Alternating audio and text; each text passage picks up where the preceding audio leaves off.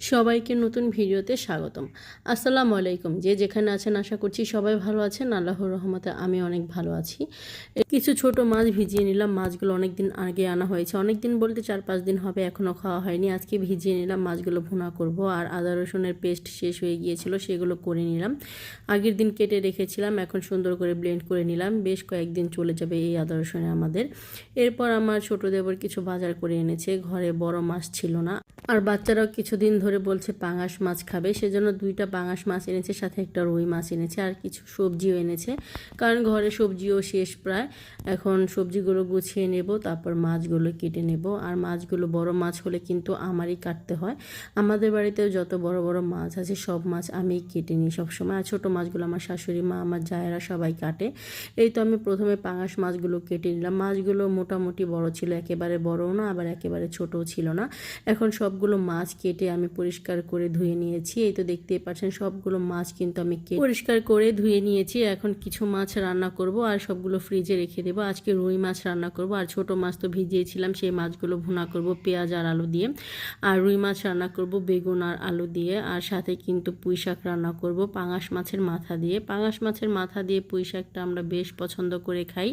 যখনই পাঙাশ মাছ আনে আমরা এই মাছের মাথা দিয়ে পুঁই শাকই বেশিরভাগ রান্না করি। প্রথমে হলুদ মরিচ মেখে নিলাম মাছের মধ্যে। এখন একে একে সবগুলো মাছ ভেজে নেব। মাছগুলো ভেজে নিলে কিন্তু তরকারিগুলো তাড়াতাড়ি রান্না করা হয়ে যায়। আজকে সব বড় বড় পিসগুলো নিয়েছি, যেহেতু প্রথম দিন। আর মাছ যখন কেটেছি তখন কিন্তু টেরই পাইনি, হাতে অনেক জায়গায় একটু একটু করে কেটে গিয়েছে। এখন হলুদ মরিচ যখন মাছের মধ্যে মেখে নিয়েছি, এখন অনেক জায়গায় কিন্তু আমার জ্বলে যাচ্ছে। তাই হাতটা আপনাদের সাথে শেয়ার করলাম। বড় বড় মাছ কাটলে কিন্তু হাতের এই অবস্থায় হয় সবসময়। আর এইভাবে যখন মাছ কাটার পর হাত কেটে যায় 2-1 দিন কিন্তু ভালোই জ্বলাপোড়া করে হাতের। এই তো আপনাদের সাথে কথা বলতে বলতে কিন্তু মাছের এক পিঠ ভাজা হয়ে গিয়েছে। এখন উল্টে পাল্টে মাছগুলো, বড় মাছগুলো সব ভেজে নিয়েছি। এখন ছোট মাছগুলো ভেজে নিচ্ছি। এই মাছগুলো ভেজে পেঁয়াজ আর আলু দিয়ে সাথে টমেটো দিয়ে ভুনা করলে বেশ ভালোই লাগে। আর মাছ ভাজার পাত্রের মধ্যে আমি মাছের মশলাটা রেডি করে নিয়েছি। তারপর পেঁয়াজ কাঁচামরিচ ভেজে নিয়ে তার মধ্যে মশলাগুলো দিয়ে সুন্দর করে কষিয়ে নিয়েছি। এখন কেটে রাখা বেগুন আর আলুগুলো দিয়ে দিলাম। এখন এগুলো সুন্দর করে কষিয়ে নেব। আর এখানে কিন্তু পুঁই শাকগুলো রেডি করে নিয়েছি। পুঁই শাকগুলো একটু ভাপ দিয়ে নেব, সেজন্য আরেকটা কড়াইয়ের মধ্যে পুঁই শাক বসিয়ে দিলাম। ভাত হয়ে গিয়েছে। মাছ ভাজতে ভাজতে আর সবজি কষাতে কষাতে কিন্তু আমার ভাত হয়ে গিয়েছে। পাশে চলে শাকটা ভাপ দিয়ে দিলাম। আর এখানে কিন্তু আমি সবজিগুলো কষিয়ে নিচ্ছি।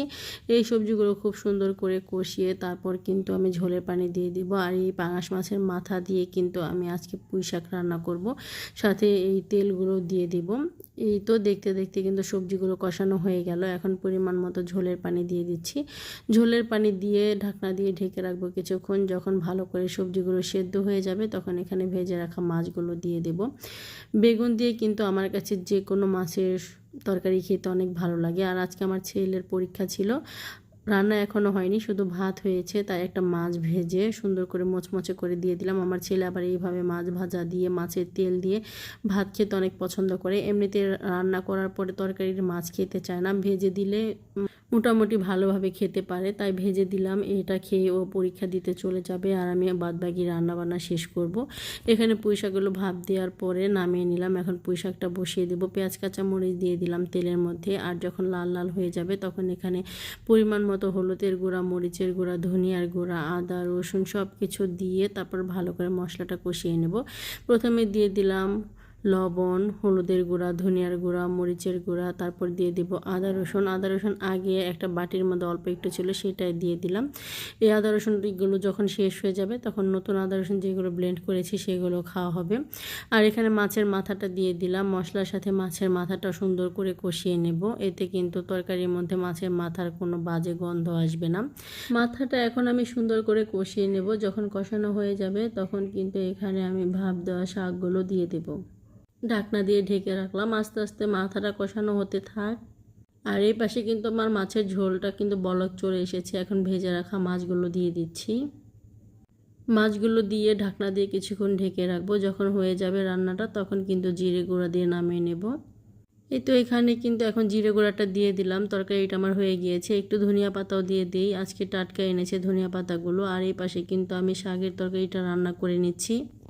মাথাটা অনেকটাই কষানো হয়ে গিয়েছিল। এরপর শাকগুলো দিয়ে আরও কিছুক্ষণ কষিয়ে পরিমাণ মতো ঝোলের পানি দেবো। আর এখানে দেখতেই পাচ্ছেন আমার মাছের তরকারিটা হয়ে গিয়েছে। দেখতে কেমন লাগছে কমেন্টে জানাবেন। তরকারি হয়ে যাওয়ার পর এখন আবার আমি রান্না করছি ছোট মাছের ভুনা। আর ছোট মাছগুলো কিন্তু আগেই ভেজে নিয়েছিলাম। এখন পেঁয়াজ কাঁচামরিচ তেলের মধ্যে দিয়ে দিলাম। কিছুক্ষণ সুন্দর করে ভেজে নেব। পেঁয়াজ আর কাঁচামরিচগুলো ভাজা হয়ে গেলে কিন্তু একে একে মশলা তারপরে আলু দিয়ে দেব। আলুগুলো দিয়েও কিছুক্ষণ ভেজে নেব। আর এর সাথে কিন্তু আলুটা সেদ্ধও হয়ে যাবে আর পেঁয়াজটা আরও সুন্দর করে ভাজা ভাজা হয়ে যাবে।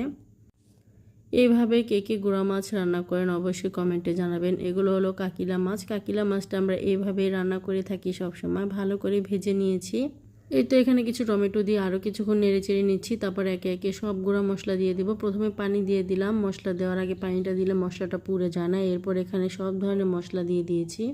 মশলার মধ্যে হলুদের গুঁড়া, মরিচের গুঁড়া, ধনিয়ার গুঁড়া আর আদা রসুন স্বাদ অনুযায়ী লবণ সব কিছু দিয়ে এখন ভালো করে কষিয়ে নিচ্ছি। আর এখানে কিন্তু শাকের তরকারিতে আমি ঝোলের পানি দিয়ে দিয়েছি। ঝোলের পানিটা বলক চলে এসেছে। তরকারিটা আরেকটু শুকিয়ে তারপর নামিয়ে নেব। এখানে কিন্তু আমার ছোট মাছের মশলাটা কষানো হয়ে গিয়েছে। এখন পরিমাণ মতো ঝোলের পানি দিয়ে দিলাম। এরপর কিন্তু ভেজে রাখা মাছগুলো দিয়ে দিচ্ছি। দিয়ে তারপর সুন্দর করে রান্নাটা করে নেব। গা মাখা একটা ঝোল থাকবে এই তরকারিটার। এই তরকারিটা খেতে কিন্তু ভীষণ মজার। আমার কাছে ভীষণ ভালো লাগে এইভাবে তরকারি রান্না করে খেতে। তরকারিটা হয়ে গিয়েছে। নামানোর আগে এখানে ধনিয়া পাতা দিয়ে আরও কিছুক্ষণ জাল দিয়ে তারপর নামিয়ে নেব। এইভাবে আমি সবগুলো রান্না করে নিলাম। আমার রান্নাগুলো দেখতে কেমন লেগেছে অবশ্যই কমেন্টে জানাবেন। ভালো লাগলে আমার ইউটিউব চ্যানেলটা সাবস্ক্রাইব করে দিবেন। আর সাবস্ক্রাইব করা হলে পাশে থাকা ছোট্ট বেল আইকনটি প্রেস করে দিবেন। তাহলে আমি নতুন নতুন ভিডিও ছাড়ার সাথে সাথে আপনাদের কাছে নোটিফিকেশন চলে যাবে। আপনারা আমার ভিডিওটি দেখে নিতে পারবেন। এখানে আমার পুঁই শাকের তরকারি হয়ে গিয়েছে। আর সব রান্নাবান্না শেষ করে ঘরে এসেছি। এসে দেখি আমার ছোট ননদ কিছু জিনিসপত্র কিনে এনেছে বাচ্চাদের জন্য, তারপর তার নিজের জন্য, আমার শাশুড়ি মায়ের জন্য। সেগুলো আপনাদের সাথে একটু একটু শেয়ার করছি। এখানে আমার ননদ সুন্দর একটা ব্যাগ কিনে এনেছে। ব্যাগটা দেখতে কেমন লাগছে অবশ্যই কমেন্টে জানাবেন। আর তার জন্য সুন্দর একটা স্লিপারও কিনে এনেছে। এই স্লিপারগুলো পরলে কিন্তু ভীষণ সুন্দর লাগে পায়ের মধ্যে। যারা ফর্সা মানুষ তারা পরলে অনেক সুন্দর লাগে দেখতে। আর আমার শাশুড়ি মায়ের জন্য একটা সুন্দর জুতা এনেছে। এই জুতাটা অনেক বেশি সুন্দর ছিল, আমাদের অনেক বেশি পছন্দ হয়েছে। এই তো আমরা সব কিছু দেখে নিলাম। এরপর খাবারের সময় হয়ে গিয়েছে। টেবিলে খাবার দিয়ে দিয়েছি, সব ধরনের খাবার বেড়ে নিয়েছি।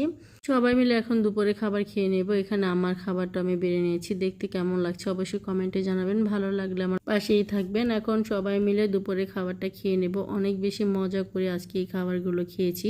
সব টাটকা শাক সবজি এবং মাছ ছিল। এখানে সন্ধ্যার বেলায় আমরা সবাই মিলে পপকর্ন খেয়ে নিচ্ছি। মাঝে মধ্যে সন্ধ্যার সময় আমাদের এই নাস্তাটা করা হয়। আমাদের কাছে ভীষণ ভালো লাগে খেতে।